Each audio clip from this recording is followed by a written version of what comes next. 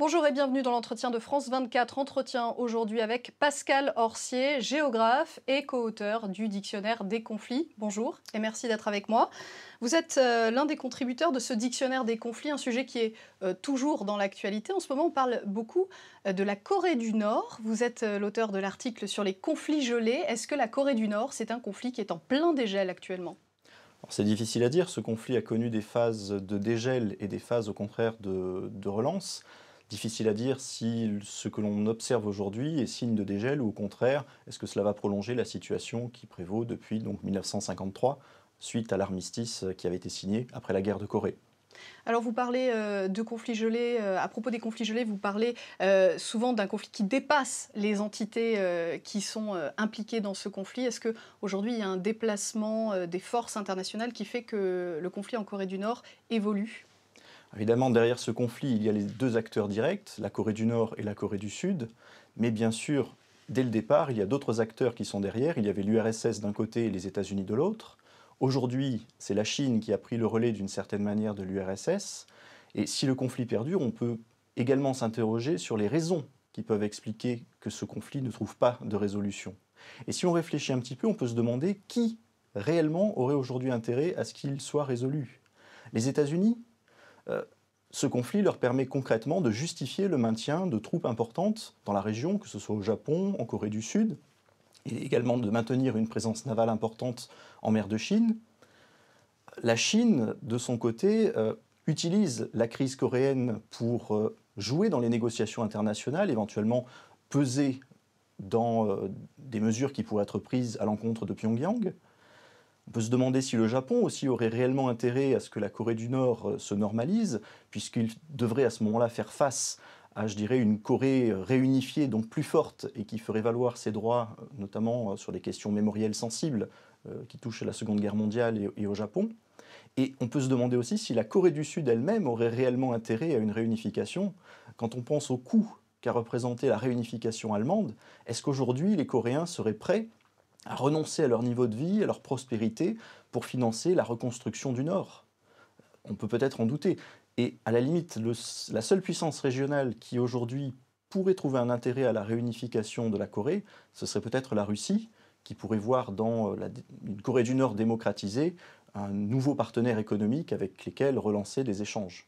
Alors finalement, les menaces continuent ces dernières semaines du nouveau dictateur nord-coréen. Est-ce que c'est une façon pour lui d'asseoir son pouvoir plutôt que de vraiment redéclencher ce conflit vieux d'un demi-siècle ? C'est une hypothèse, j'ai pu lire plusieurs choses à ce sujet. À la fois, comme il est nouveau venu sur la scène, il faut qu'il s'impose par rapport à la vieille garde, au chef de l'armée, mais en même temps, c'est quelqu'un qui a été formé, qui a eu des contacts avec le monde occidental. Comment peut-il réussir aujourd'hui à la fois à asseoir son autorité sur son pays et sur les dirigeants de son gouvernement, et en même temps, il n'est pas insensible à ce qu'il se passe autour de lui. Comment concilier justement sa formation et puis, je dirais, l'héritage paternel et de son grand-père également. Alors, dictature, c'est aussi un des articles que vous rédigez dans cet ouvrage du dictionnaire des conflits.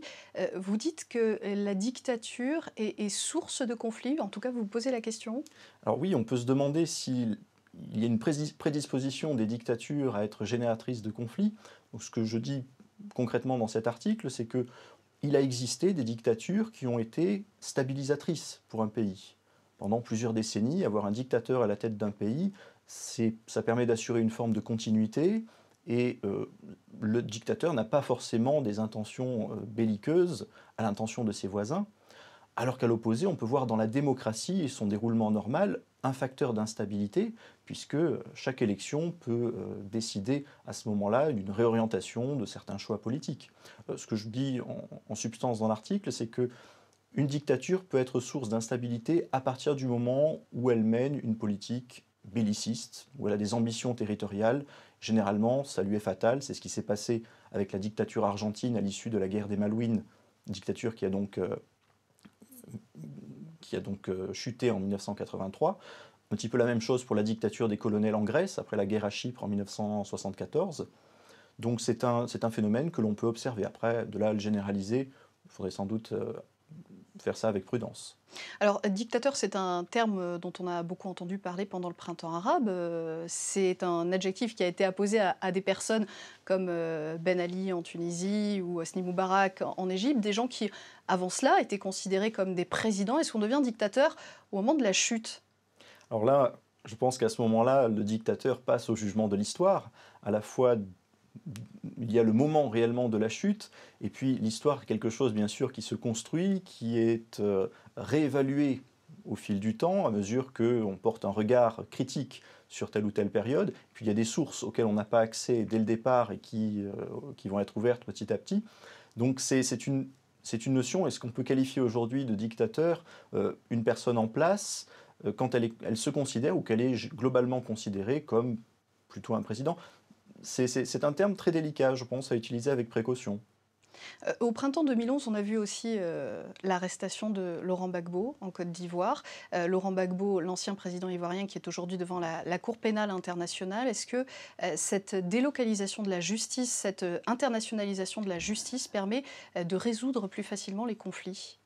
En tout cas, c'est le mode qui est aujourd'hui promu comme facteur de résolution du conflit, c'est-à-dire c'est un mode considéré comme civilisé aujourd'hui. Il ne suffit plus de gagner la guerre sur le terrain pour que le conflit cesse.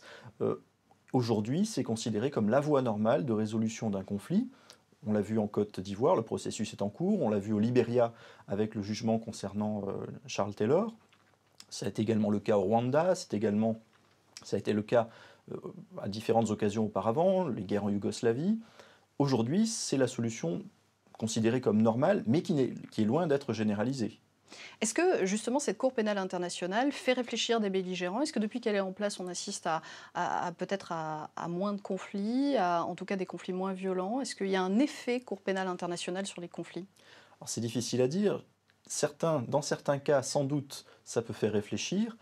Mais d'un autre côté, ça n'empêche pas que des massacres soient perpétrés. Le président actuel du Soudan, Omar el-Béchir, fait l'objet d'un mandat d'arrêt de la Cour pénale internationale. Pour autant, il n'apparaît pas comme menacé immédiatement. Certains États dans lesquels il s'est rendu n'ont pas envisagé de l'arrêter sur place, bien qu'étant signataire de la Convention.